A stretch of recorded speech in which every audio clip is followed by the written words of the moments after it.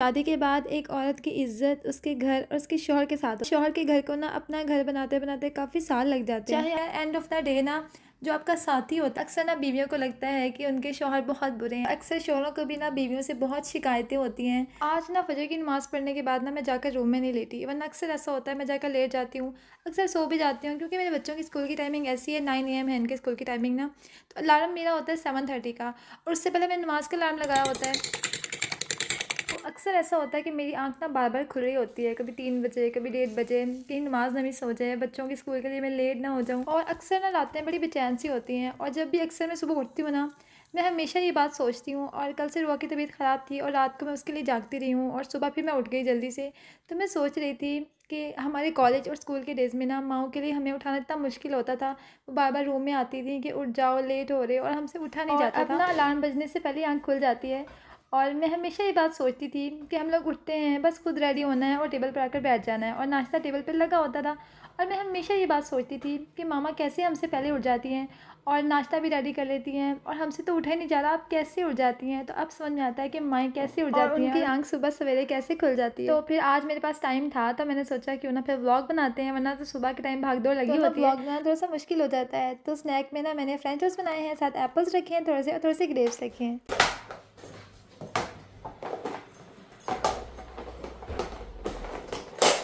और लंच के लिए ना रात को मैंने स्पैगेटीज़ बनाए थे, और साथ मैंने थोड़े से नगेट्स फ्राई कर दिए हैं, और साथ एज़ अ मीठा स्वीट डिश ना मैंने थोड़े से स्लाइसेस ना फ्रेंच टोस्ट के रख दिए थे। और यार ये तो रोज़ का चैलेंज होता है मेरे लिए कि मैं इनको लंच बॉक्स में क्या दूँ, क्योंकि मेरा बेटा इतना पिकी ईटर है ना। रोहा भी बहुत सारी चीज़ें खा लेती है, बट रोहान जो है ना वो इतनी कम चीज़ें खाता है, तो मुझे बहुत टेंशन होती है कि उसे क्या लंच में दूँ, क्योंकि इनका ना ऑलमोस्ट पूरा दिन स्कूल में जाता है। और ये ना शूज़ हम लोग लेकर आए थे कल, और रोहान देख रहा है, इसको बहुत अच्छे लगे। तो फिर ना जो चीज़ें इसको पसंद है ना वो मैं डेली बेस पे रख देती हूँ। लाइक इसको नगेट्स पसंद हैं, फ्रेंच टोस्ट पसंद है, तो मैं लंच में रोज़ ही 2-3 नगेट्स या फ्रेंच टोस्ट रख देती हूँ कि अगर इसको लंच में ऑप्शंस पसंद नहीं आए तो चलो ये तो खा ही लेते हैं। तो जिन माओं के बच्चे ऐसे करते हैं ना, उन माओं को बहुत प्रॉब्लम होती है सीरियसली। और आप सबका बहुत शुक्रिया, आपने रोहा के लिए इतनी दुआएं की। तो 2 दिन तो रोहा की तबीयत बहुत ख़राब थी, उसने वाटरमेलन खा लिया था, तो उसकी वजह से ना उसको इतनी वॉमिट हो रही थी, और मैं इतना परेशान थी, बट अल्हम्दुलिल्लाह शी इज़ फाइन नाउ। रोहा सो रही थी, तो फिर मैं उसको ऐसे ही उठा के ले गई थी। तो जब मैं बच्चों के लिए नाश्ता बना रही थी ना, तो फिर मैंने एक्स्ट्रा फ्रेंच टोस्ट और नगेट्स बना लिए थे कि जब रोहा उठेगी तो वो भी खा लेगी। तो अब मैं बैठी थी, मैंने कहा चलो थोड़ा पानी शानी पीते हैं, उसके बाद अपने लिए नाश्ता बनाऊंगी।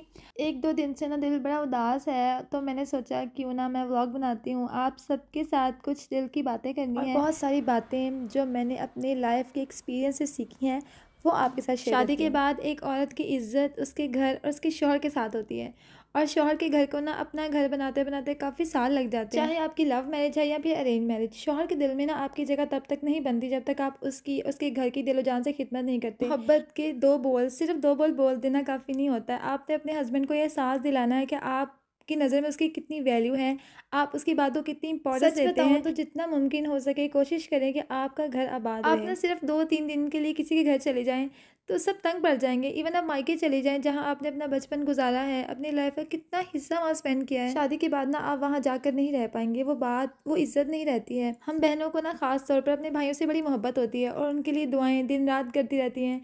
और फिर जब उनकी शादियाँ होती हैं, वो अपनी ज़िंदगी में बिज़ी हो जाते हैं, तो फिर हमें एक क्लियर पिक्चर नज़र आना शुरू हो जाती है। और फिर उसके बाद हम अपने बेटों के लिए ऐसे ही पॉजेसिव होती हैं, उनके लिए दिन रात दुआएं करती हैं, ऐसे वो भी अपनी ज़िंदगी में बिज़ी हो जाते हैं। ऐसा नहीं मैं कह रही आप दुआएं नहीं करें, आप सबके लिए दुआएं करें, अल्लाह ताला सबको जो है ना वो रिज़्क़ अता करें। बट बात ये है कि ये मैसेज ना मेरा मियाँ बीवी दोनों के लिए है। तो फिर एंड ऑफ द डे ना हस्बैंड जो होता है वो बीवी के लिए और बीवी शौहर के लिए।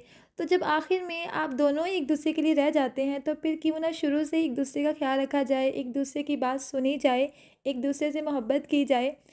अल्लाह ताला बीवी की दुआ शौहर के लिए कभी रद्द नहीं करते, और जो बीवियाँ मुखलिस होकर अपने शौहर के लिए दुआ करती हैं ना, अल्लाह ताला जी वो ज़रूर कबूल करते हैं। तो बीवियों को चाहिए कि अपने शौहर के लिए दुआ किया करें, क्योंकि आपके घर में सुकून होगा, खुशहाली होगी, तो हमें ही फ़ायदा है।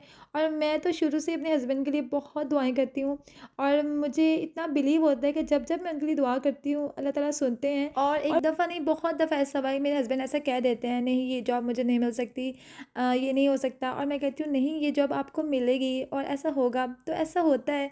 तो मुझे तो दुआओं पे इतना यकीन है और मैं अक्सर अपने व्लॉग्स में ज़िक्र करती रहती हूँ, ताकि आपको भी मोटिवेशन मिले कि दुआएं जो है ना वो रद्द नहीं होती हैं, अल्लाह ताला आपकी दुआएं सुनते हैं। तो अपने हस्बैंड के लिए लाजमी दुआ किया करें, और हस्बैंड्स को मेरा ये मैसेज है कि प्लीज़ अपनी बीवियों के दिल ना दुखाया करें, क्योंकि शौहर ना अपनी बीवियों के दिल बहुत ज़्यादा दुखा देते हैं समटाइम्स। तो आहिस्ता आहिस्ता ना उनके दिल दूर होना शुरू हो जाते हैं, तो बीवी के दिल से वैसे दुआ नहीं निकलती जैसे उसको करनी चाहिए। तो ऐसा नहीं करना चाहिए, क्योंकि यार एंड ऑफ द डे ना जो आपका साथी होता है ना, उससे बढ़कर आपको कोई मोहब्बत नहीं कर सकता। जितना बीवी शौहर का एहसास कर सकती है और शौहर बीवी का एहसास करता है ना, उतना दुनिया में कोई और दूसरा इंसान आपका एहसास नहीं कर सकता। तो लड़ाई झगड़े तो पेरेंट्स में भी हो जाते हैं, बहन भाइयों में भी हो जाते हैं, हम अपने माँ बाप से भी लड़ झगड़ते हैं।